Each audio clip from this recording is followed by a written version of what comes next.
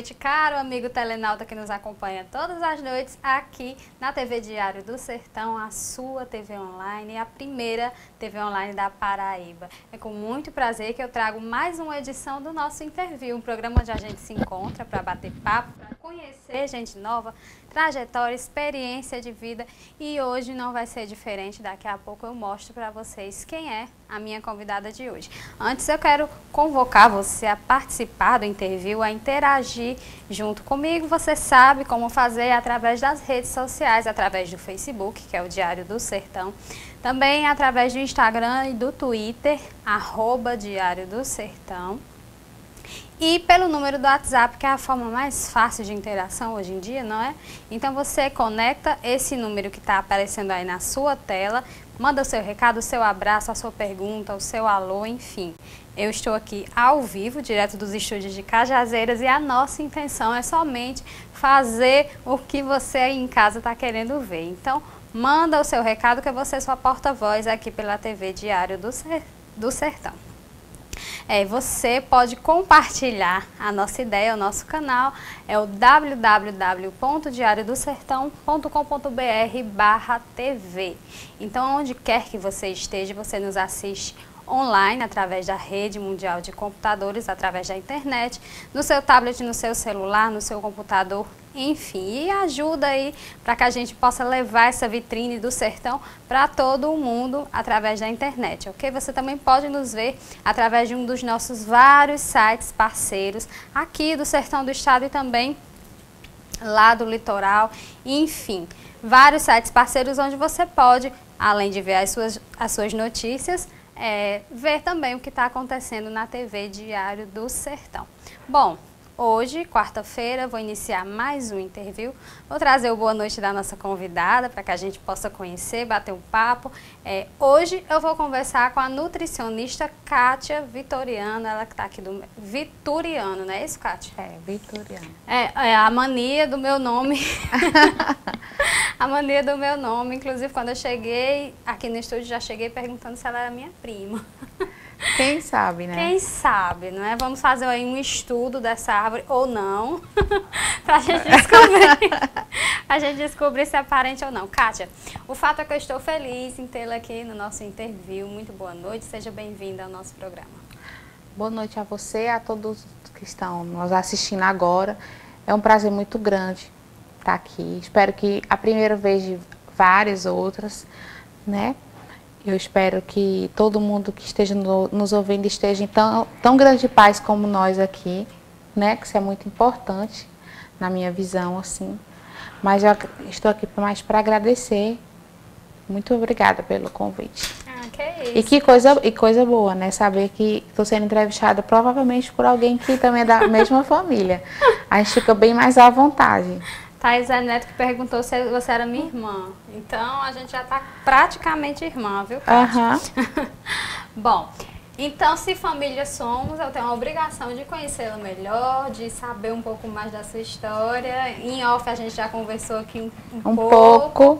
Mas eu quero saber mais sobre você, quero fazer com que as pessoas que estão do outro lado saibam mais sobre essa nutricionista que está aqui do meu lado, sobre a Kátia de casa, que rola no chão com a sobrinha, que você já me contou. E muito. Kátia é natural aqui de Cajazeiras? Não, na verdade, eu nasci em São Paulo. E aos 5 anos de idade, a gente veio embora. A família da minha mãe, naturalmente, a nossa, né? Temos mais parentes aqui na cidade de Cajazeiras. Meu pai é pernambucano, aonde ele também reside ainda agora. E a gente veio embora, eu tinha 5 anos, minha irmã tinha 1 ano de idade.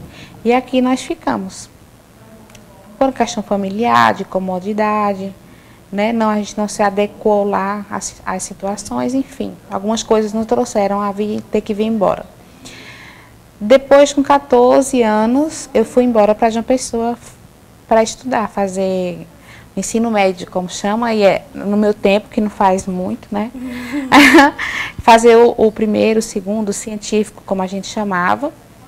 E daí passei no vestibular, na UFPB, cursei nutrição. E daí voltei para cá. para Cajazeiras. 5 anos você tinha quando veio morar aqui? Foi. Então, a sua infância, adolescência, foi em Cajazeiras? Todas as fases, assim, eu não me considero nem sotaque, não tenho lembranças, né? Pouquíssimas lembranças de lá, não tenho. Eu também morei até os 4 lá, nasci em São Paulo e morei até Outra os 4. coincidência, né? Mas eu também não tenho lembrança. Eu acho incrível. Acho que a mentalidade das crianças de hoje, elas avançam assim. As crianças são muito mais espertas, têm uma memória melhor. Mas, eu não lembro nada. Não vou dizer que eu lembro, eu não lembro. Nem eu. Tão pouco. Flashes, assim, de algumas coisas, tipo quedas, coisa de criança só. Mas lembrar de lugares, pessoas, não. Também não lembro. Os amigos estão todos aqui, então? Aqui em João Pessoa, que eu morei muito tempo lá. Morávamos eu, Dr. Léo, Luciana, a irmã dele, meu outro primo Marcelo. Aí nós morávamos num apartamento. No outro morava Dr. João Filho, João Pessoa de Souza Filho, que é oftalmologista, doutora Cristiane, irmã dele, Cristina, irmã dele, doutora Ana Cláudia. Enfim, a gente sempre viveu em um ciclo familiar, assim, lá em João Pessoa a gente se ajudava, porque nossos pais ficaram aqui, né? E como acontece ainda muito, né? Os filhos vão, os pais ficam, né? Mas a gente tinha essa harmonia e a coisa acabou que aquela relação afetuosa, fraterna entre a gente facilitou muito a barra, porque sair de casa, hoje não, hoje todo mundo é muito independente, hoje a internet facilita tudo, até desvincula, a gente infelizmente sabe que essa facilitação até desmembra um pouco, né, o contato familiar. E há uns anos atrás isso não havia tanto, então tinha que realmente haver interação, então essa ligação entre a gente facilitou muito. Eu costumo dizer que essa é uma fase que todas as pessoas deveriam passar. Tem muita gente que não sai de casa. E eu acho que isso traz no início medo, porque o que é novo assusta. Mas depois traz muita diversão, porque você está sozinho, você está com os primos. E ao mesmo tempo traz um amadurecimento que sem essa fase talvez você não consiga ou vá conseguir bem tarde. Você traduziu bem o que acontece, a gente amadurece muita coisa por aprender a ter que lidar com detalhes mínimos, sozinha ou sozinho, sentir aquela saudade e ao mesmo tempo a liberdade de ter que saber dosar para o próprio bem, porque a gente tem que fazer isso, né? Quando a gente está longe de casa, não tem o mesmo monitoramento, né? A gente se torna mais responsável, a liberdade ela tem um peso maior, porque a gente fica, é uma fase que a gente fica meio confusa entre o que fazer ou não fazer muito, né? Isso. Então a gente tem que dosar, então, mas é um aprendizado. Eu jamais voltar, se eu já pudesse voltar no tempo, eu jamais optaria por ter ficado aqui. Não por nada, mas exatamente por esse fator. Porque o que a gente amadureceu, acho que todos nós, nossos primos, assim, a gente amadureceu muito com isso, muito, muito. Deixa eu saber um pouco mais para trás, como diz a história. Você tem só mais um irmão ou tem mais irmãos? Não, somos 3. Eu sou a mais velha, tenho a minha irmã que é loira, né, Kelly, ela é professora de matemática no Nossa Senhora de Lourdes, e meu irmão Kleber, que ele é personal trainer. Vocês foram criados os 3 aqui? Os 3 juntos com a minha mãe. Com a minha mãe, porque meus pais se separaram quando eu tinha 8 anos, e ele foi embora e a gente ficamos o quarteto fantástico aqui.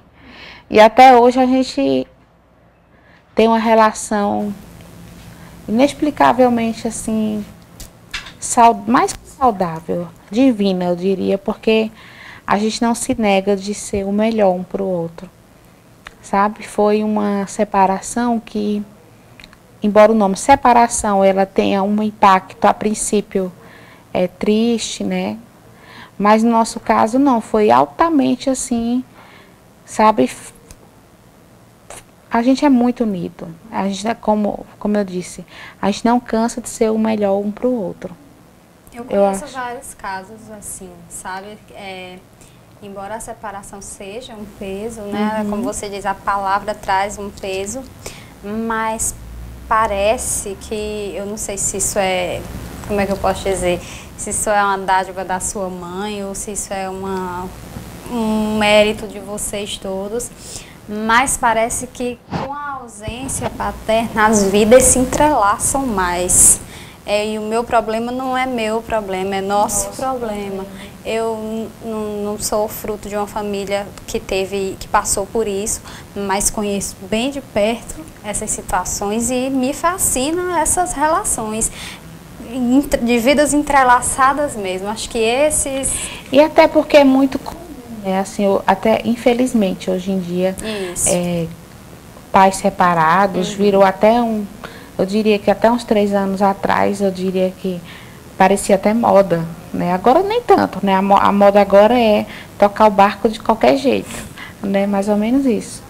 Mas foi isso que aconteceu. E Deus providencia tudo na vida da gente, assim.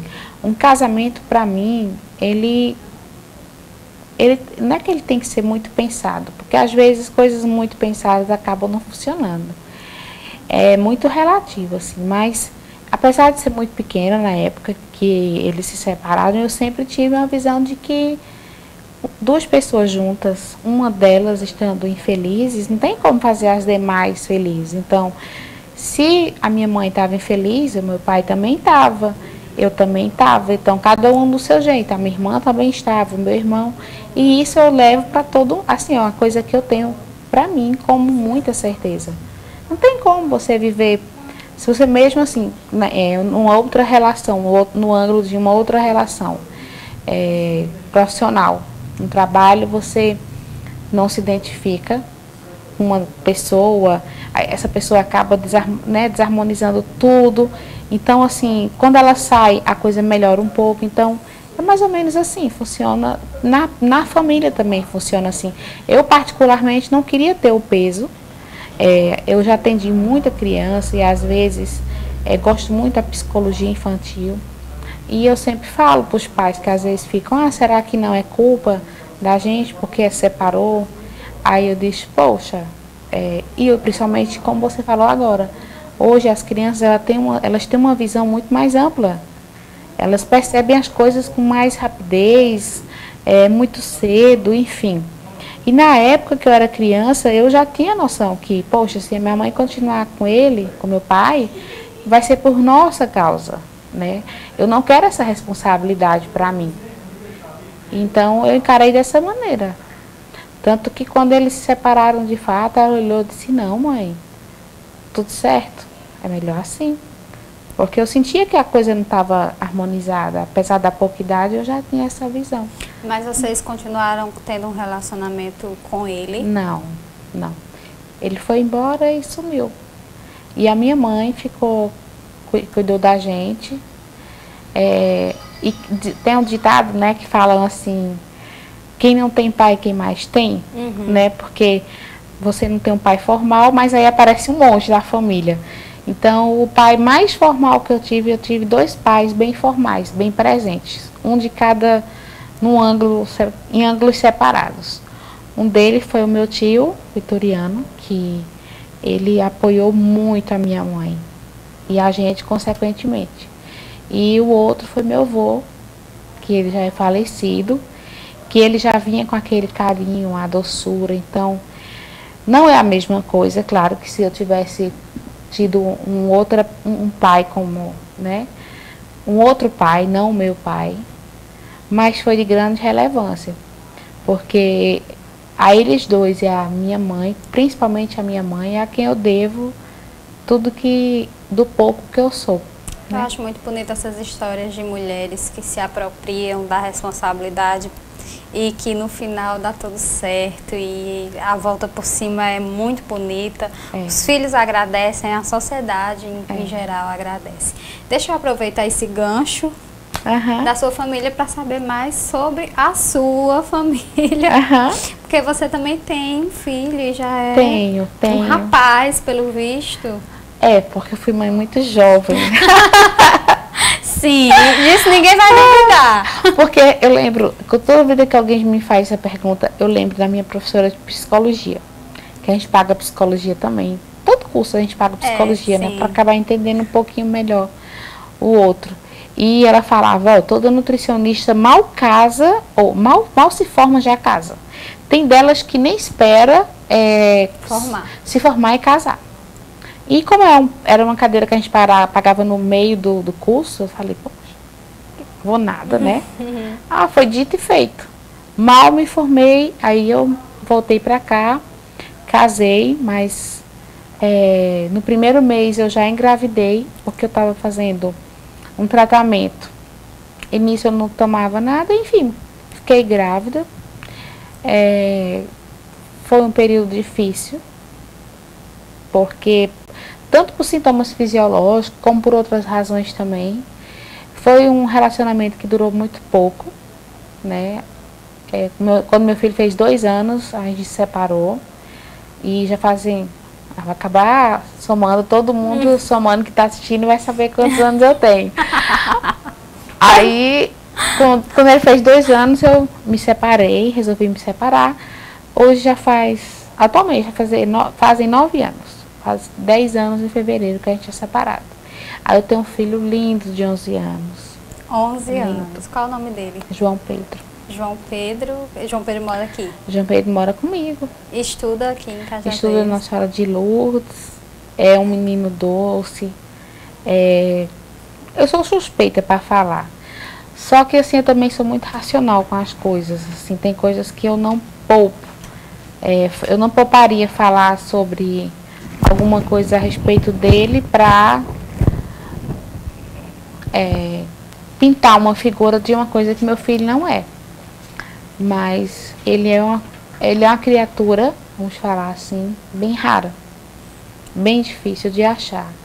Por tudo que a gente já passou, eu e ele, nós somos muito amigos. A gente tem uma relação bem incomum, bem atípica. Não que seja motivo de vaidade para mim, mas eu cultivo a amizade do meu filho, porque eu quero que ele cresça olhando para mim como a melhor amiga dele, porque eu não quero que ele procure isso lá fora. Claro que ele vai ter outros amigos, namoradas. Também não tenho preconceito com relação às escolhas que ele vai fazer, ele sabe disso. Mas ele é diferente, bem diferente. Eu tive muita sorte, porque provavelmente eu não vou ter outro filho. Mas o que Deus mandou, tá tudo ok. E em compensação, ele me deu 3 sobrinhas também maravilhosas, que de certa forma me supre o espaço de não ter tido uma filha. As sobrinhas são filhas da irmã? Da minha irmã e do meu irmão. Dos dois. Os dois têm filhos? Todas são meninas, só tem o meu menino.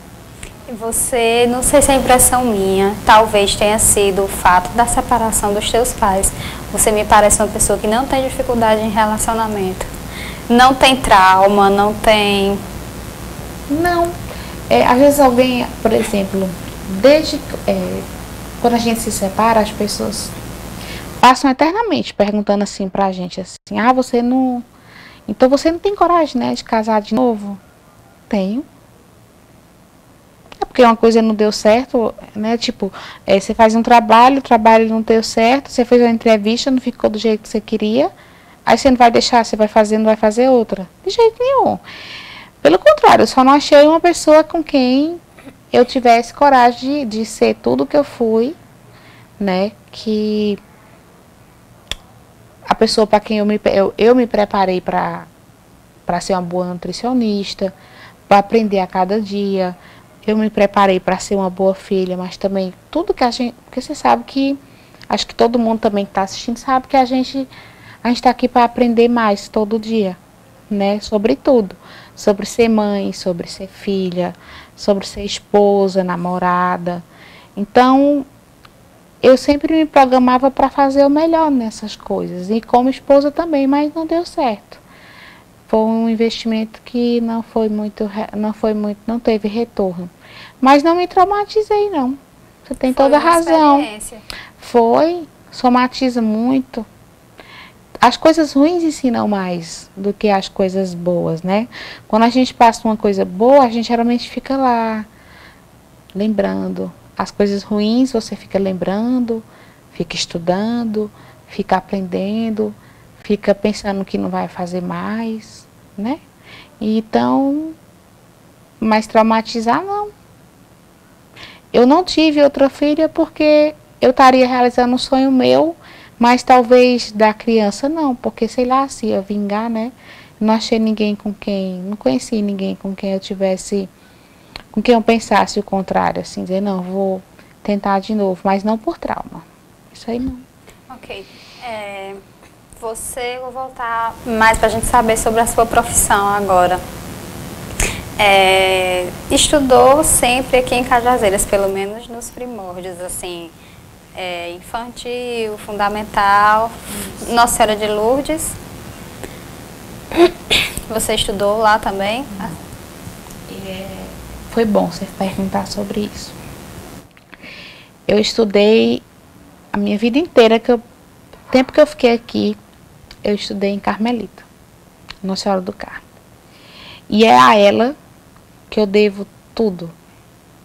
Tudo, assim, no quesito de ter chegado de uma pessoa, de não ter sentido dificuldades. Outra. Essa já foi uma terceira parte. A primeira foi que quando meu pai foi embora, a minha mãe não podia continuar pagando o colégio pra gente.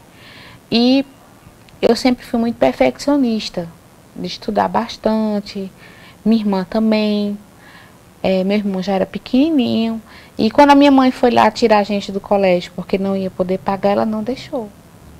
Então eu estudei até o que a gente chama hoje de 9º ano, lá. E tudo isso eu devo a ela. A gente vivia de uma forma assim, que dava para sobreviver.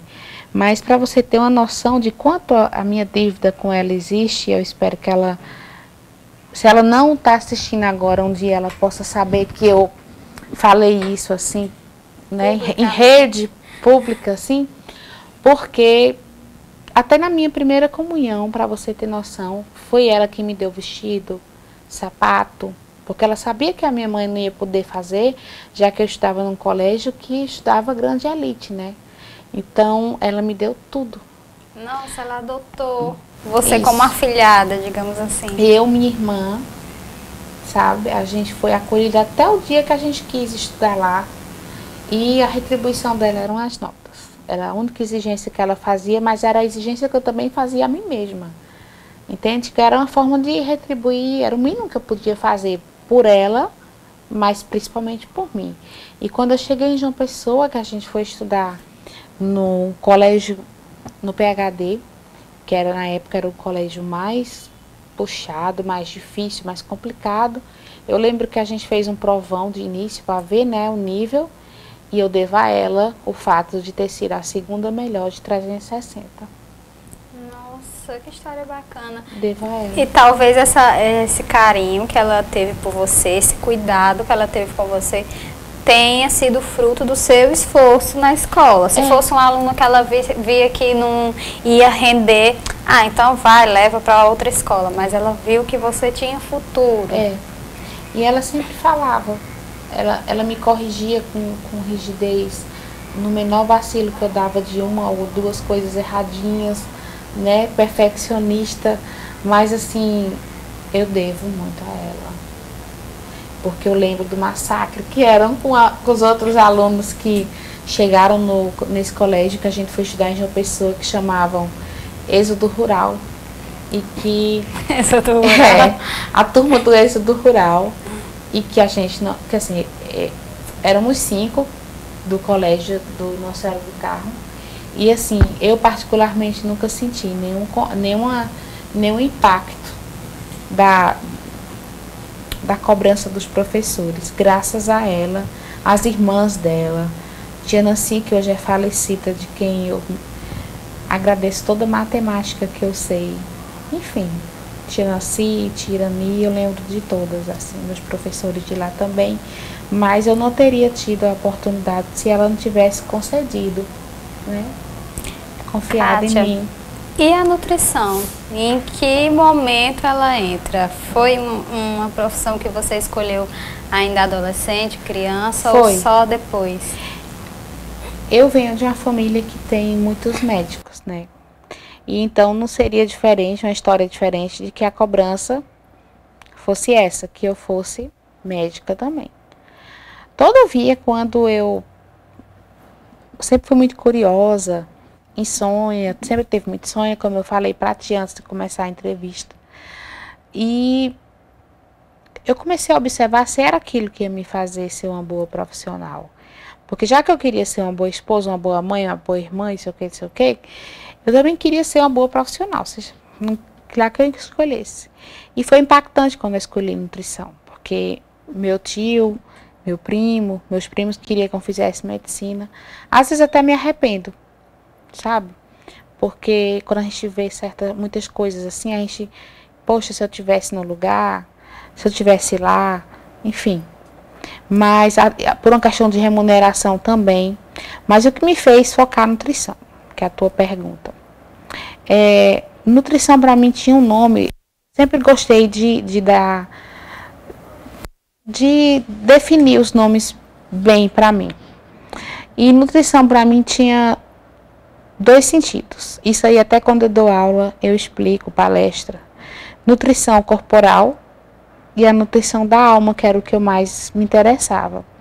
Tanto é que amigos meus psiquiatras, que eu conheço no Ceará, que é onde eu trabalho mais, né, por razões que não vêm ao caso, sempre me disseram, por que você não fez, né, psiquiatria?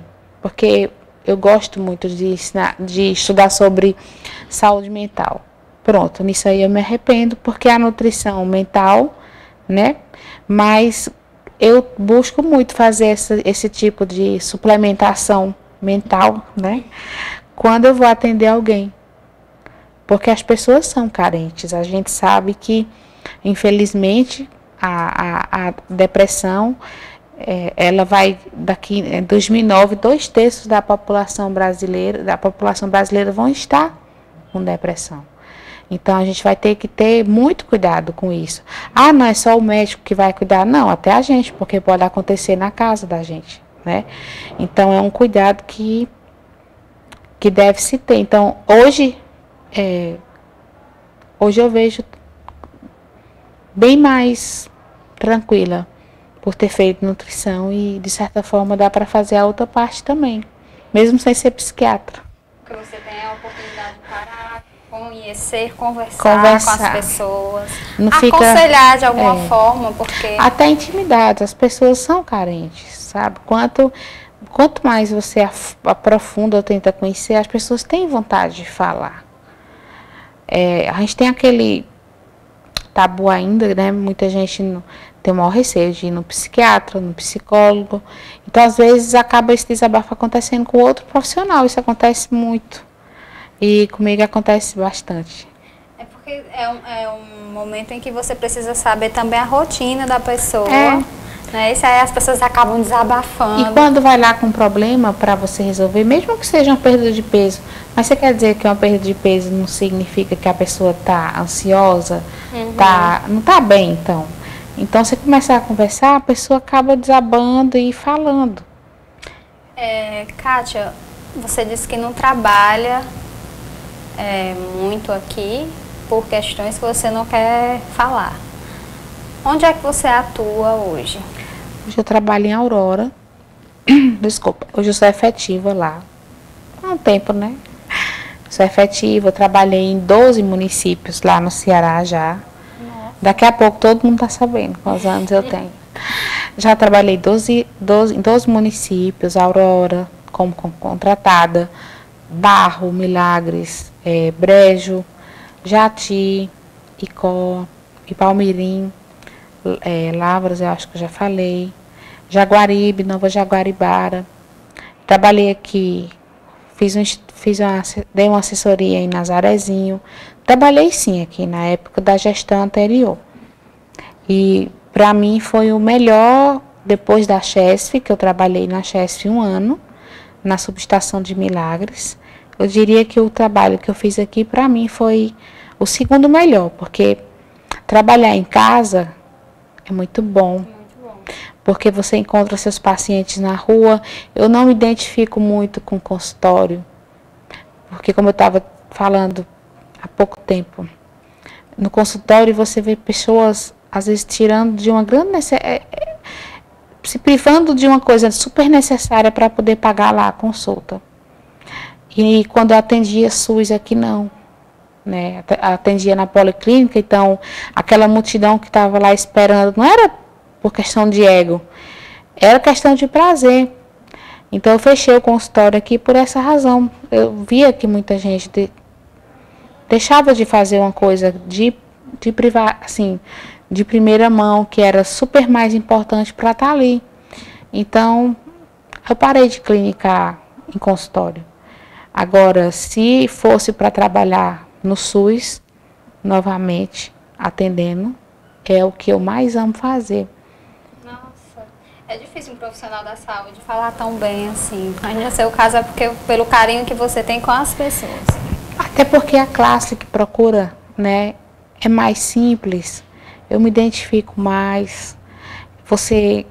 São pessoas que têm mais problemas. Você sente eu não sei, mas eu não sei como deve existir alguém que faça o bem para uma pessoa com palavras, que nem sempre, poxa, você está às vezes com dinheiro, você não consegue fazer tanto bem a alguém quanto, às vezes, uma boa conversa. Kátia, nosso tempo está correndo como nunca. Hoje eu não fiz e nem vou fazer produção de intervalo comercial. Eu vou encerrar daqui a pouquinho. Antes eu queria te fazer uma pergunta meio assim que polêmica. Nutrição, uma nutricionista, um nutricionista sempre nos remete a nós que somos leigos a padrão corporal. Eu sou magra, eu sou gorda, eu não tô igual a atriz da novela, eu não tô igual a manequim da passarela, enfim. Primeiro eu queria que você falasse um pouco sobre esse rótulo que se criou, que a gente sabe que nutrição vai bem além disso aí. E se você trabalha também, porque isso também faz parte, se você trabalha também esse padrão nos seus pacientes.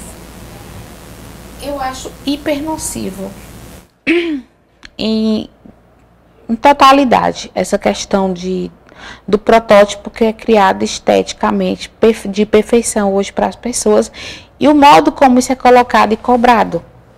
Porque isso não é cobrança, somente uma autocobrança, na maioria das vezes. É uma cobrança que todos fazem de todo mundo. De um amigo, o esposo dá para com a esposa, vice-versa, enfim. É super nocivo, invade, né, um princípio da individualidade. No meu ponto de vista, cada pessoa, eu acho que todo mundo há de convir, cada pessoa é um mundo. Você tem suas características, vamos começar do ponto de vista físico, né? Você tem suas características, você tem sua altura, você tem suas preferências alimentares, você tem suas aversões alimentares, né? Você tem um perfil psicológico. Você tem, por exemplo, você tem uma arcada óssea diferente Você pode ter uma irmã gêmea, que há diferenças, né?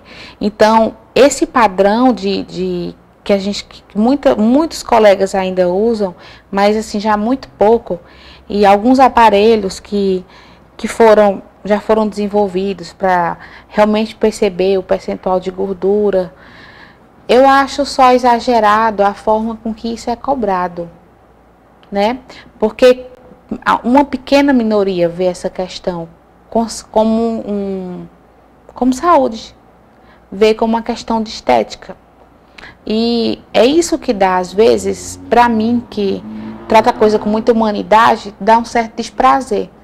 Porque pouca gente ainda atende, na verdade, com esse princípio, com essa necessidade de ter saúde, mas sim com a necessidade de mostrar, né, de demonstrar traços, linhas corporais perfeitas. Então, a forma como isso é cobrado, eu acho... Até porque existe aquela coisa, né? Todo mundo também tem seus problemas. Então, muita gente passa por tratamentos, tipo, médico não adoece, então nutricionista adoece, nutricionista também engorda, né? Eu faço um tratamento que a medicação causa o que a gente chama de mixedema, que é o edema medicamentoso. Então, já ouvi várias críticas, tipo, poxa, né? Não preciso dar satisfação e dizer qual tratamento estou fazendo. Estou fazendo um tratamento que me deixa um pouco, né? Mas que causa aquele certo impacto, sim. Ah, você é personal, educador físico, mas não está com peso adequado, como é que pode? Então, o médico não poderia adoecer. Você não poderia faltar aqui. E isso acontece. E a gente tem que avaliar tudo isso quando vai fazer uma prescrição dietoterápica, né? Do padrão de vida que você tem, do que você pode fazer, do que você não pode fazer, aparentemente do peso ósseo que você tem. Por exemplo, a minha família, as mulheres têm uma arcada óssea larga e pesada. Então, eu não posso querer ter o peso adequado conforme a minha altura. Isso não existe. Outra, vem a questão muscular. Muita gente hoje faz musculação por brincadeira, achando que... E o músculo pesa mais que... Então, essas coisas, eu acho assim... Tanto é que eu me desliguei um pouco dessa linha de estar cuidando, tratando de obesidade. Não não. Depende, porque eu só atendo domiciliar. Porque, infelizmente, eu não tenho campo de trabalhar SUS. Com os hipertensos, cardíacos, aidéticos. Eu amava o meu trabalho aqui. Mas, como eu falei, infelizmente, eu não estou mais.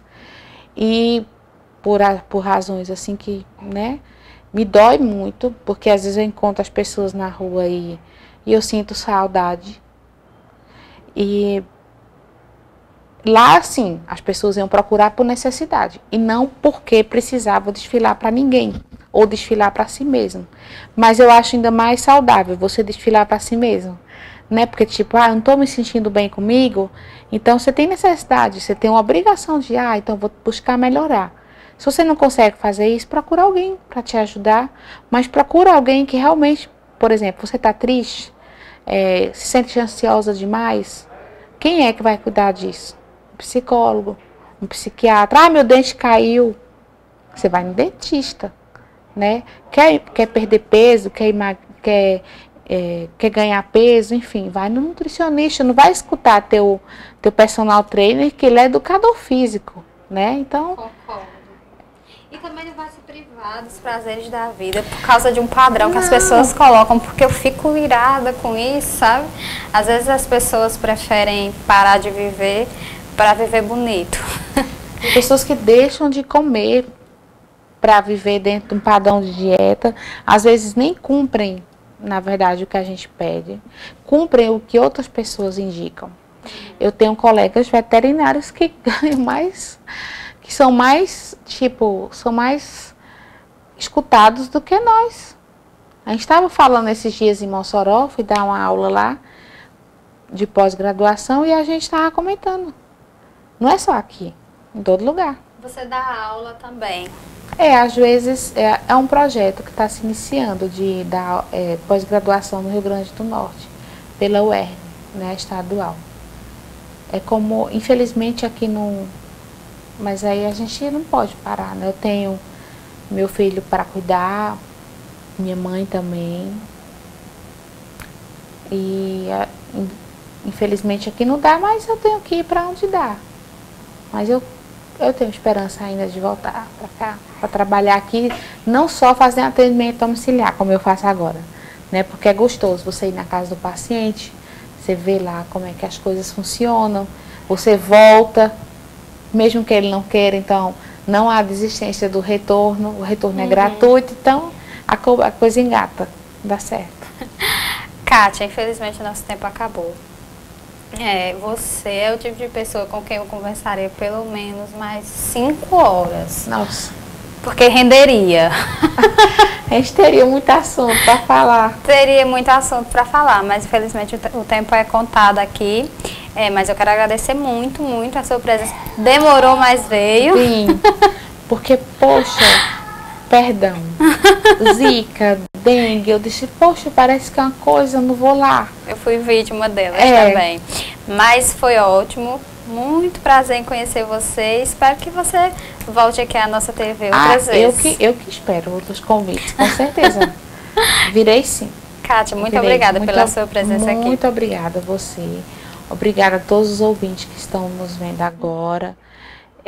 Meu filho, minha mãe, que eu acho que estão assistindo, né? Sé de praxe, até outras. Minha prima Ana Cláudia. Doutora Ana Cláudia, que eu amo muito também. Um beijo para todo mundo. E para os meus pacientes também, que alguns assistem bastante. Eu mando um beijo para todos vocês. Todos. Ok, muito obrigada. Obrigada. Mais uma vez, Kátia, pela sua vinda aqui. E eu quero agradecer principalmente a você que está aí do outro lado, pela sua atenção, pela sua audiência, pela sua paciência conosco, aqui até às 19. Bom, eu vou ficando por aqui, mas amanhã, quinta-feira, tem mais uma edição do nosso Interview. Fiquem com Deus e até amanhã, se Ele permitir. Tchau, tchau.